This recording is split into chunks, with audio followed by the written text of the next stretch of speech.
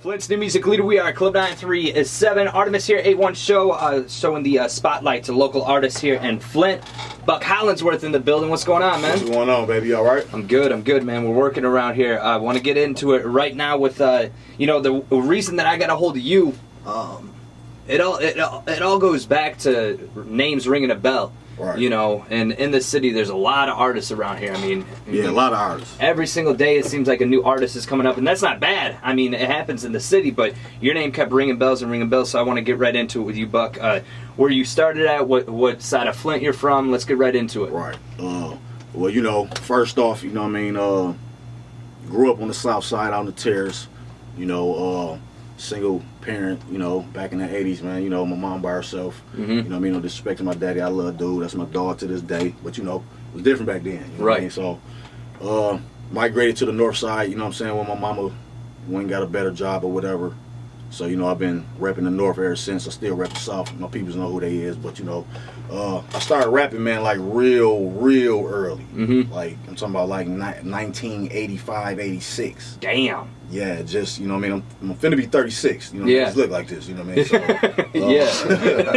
yeah, you know, it ain't Flint water either, it was the water before the Flint water, so, you know, all jokes aside, but you know, I was really into hip-hop early, man.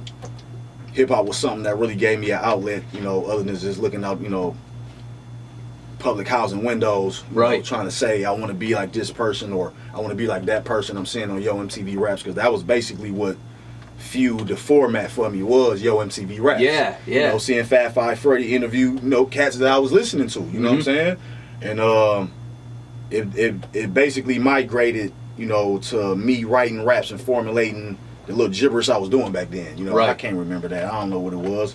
But I know I was onto something, you know what I'm saying? I wanted to do it. And, you know, I got musical influence on my mom and my daddy's side. My mama used to be in a group singing with a couple of homegirls when she was in high school. My uncle, he can sing. My daddy's side, I got a couple aunties, couple uncles and cousins, you know. You know, Maurice Davis, he one of the good close friends of the family. You know, he's like a uncle, you know. And it's just heavy musical influence on both sides, man. And I learned early that, you know, sometimes it's a gift and sometimes it's already in you. Just got to get it out. Yeah. You know what I'm saying? Yeah. So, I mean, you bring up the Yo MTV Raps, and you think about, like, rap back then to where now. It's like a total 180 difference. You know, now there's a lot of cats that just rap just to get paper and that, not really about that. What's the biggest difference that, you know, just being in Flint and just seeing, you know, I mean, and I'm not trying to point out other artists or whatever in Flint, but what do you notice is the biggest difference between, you know, back in the day when it was, you know, the Tupac and Biggie and rapping about stuff that they really did, to where now, you know, it seems like it's so saturated? Basically, it's the imitation, you know what I'm saying? Nas said it best, you know, there ain't no new ideas original. You know, they taking a formula that's already set, they taking a blueprint that's already set, not saying that's what I or another person that's been doing music longer than them did. Yeah. There was a different blueprint then. Right. Like the blueprint they get now is no passion in it. They not driven to go do the music they want to do. Yeah. It's a heavy influence, you know, because they Asian generation, man, it's a lot of technology. They getting the wrong information and the wrong visuals from the wrong places. Right.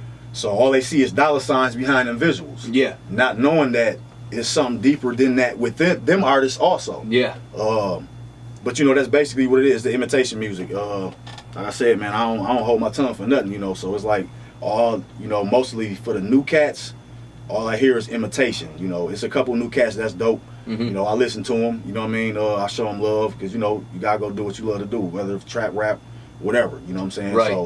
So, you just being from my city, I respect that anyway, you know what I'm saying? Because we in Flint, man, we don't have the camaraderie and the unity that a lot of other cities have. Right. As far as pushing who's next. Yeah.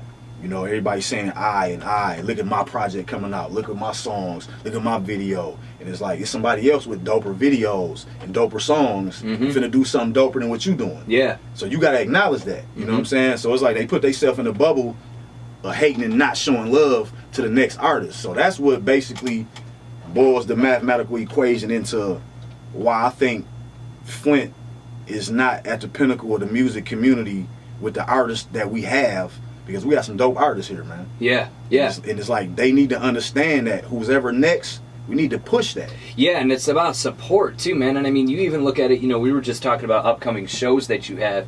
I mean, there's a reason why Bootleg has you opening for them. There's a reason why legendary Spice One has you opening for them. When you look at that, do you look at as the OGs almost paying homage to you, like saying, hey, we see you in the city, we see you, you know, doing that work? Man, you know what's crazy, Art, man? Like, I've been doing this, man, for the longest. I didn't stop doing it. I didn't came back. I didn't stop doing it, came back. The mind state I got with it now, I wish I would have had when I was younger. You know what I'm saying? Because I do hip-hop, and it's not rap. So I had bodies of work that nobody will ever hear. You know, mixtapes.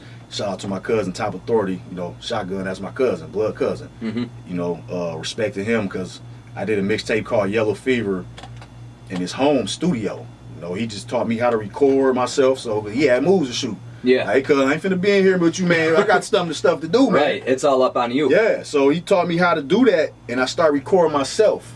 You know what I mean? So I figured out that I need to strictly just rap, because the engineer and the producer got too much to do. Yeah. It's not their responsibility, work, you know. Strenuous work. So I did a mixtape, man, at my cousin's studio, like 13, 14 tracks, man. Shout out to my homeboy Ax, man. Rest in peace to him. Had Actual Facts on one of the songs. Couple other cats, man, from the city. You know, mainly it was just me and a couple of homeboys I was running with. But the thing about me is, man, like the music I do, I'm trying to make credible music that artists ain't making. I'm doing the music I want to do. Yeah. You know what I'm saying? I'm not influenced by the new age rah-rah and the shininess a lifestyle that's not yours. Right. You know, entertainment is entertainment, but in this music world we know as rap, man, you gotta live that if you talking that.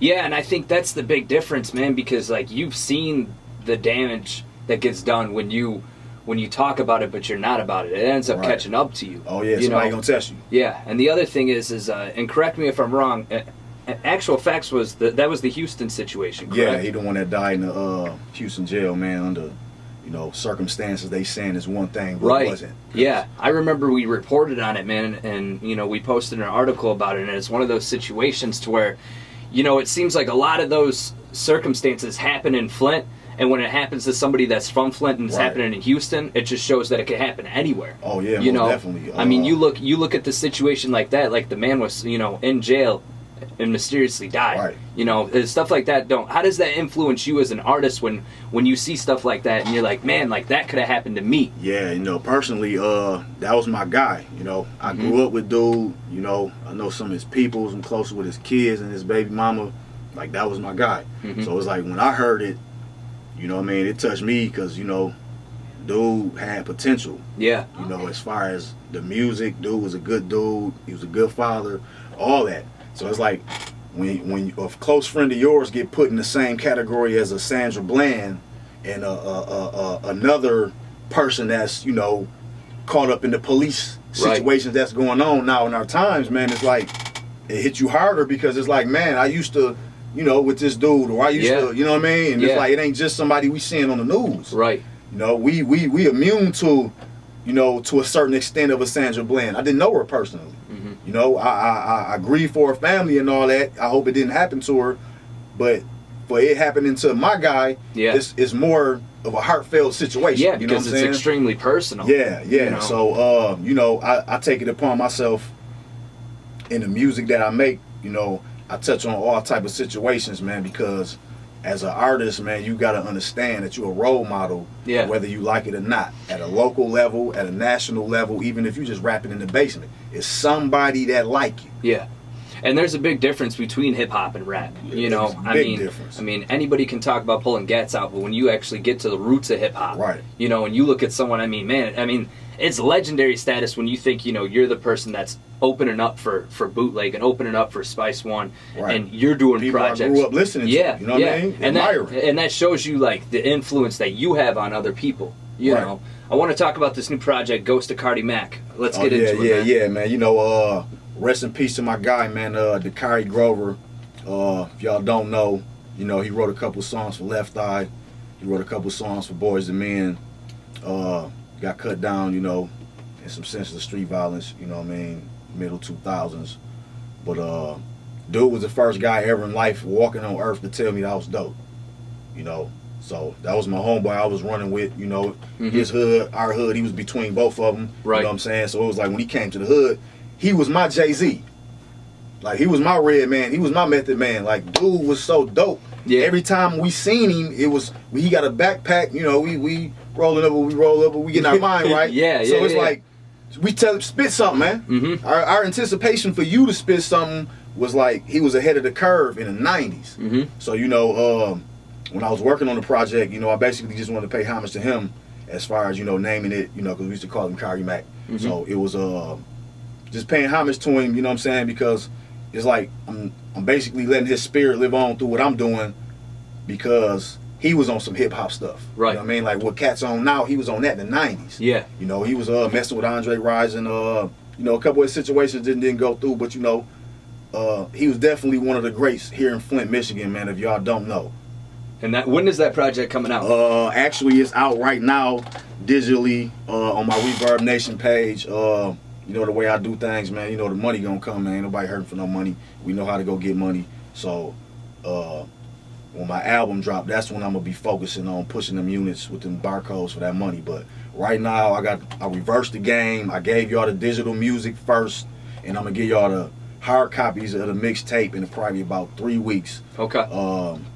Just basically, man, raw hip hop. Yeah. Like they probably get it next year. Yeah. To be honest, you know what I mean. So it's like the rhyme schemes, the methods, the styles, you know, the cadence, the deliverance, just the whole aura of the mixtape. Yeah. Make you say, hey man, dude grew up in the era where music was real music. Right. You know what I'm saying? Right. And I can tell just from talking to you how you put a lot of your situations into music. Right. You know, you turn it into emotion that comes through the speakers.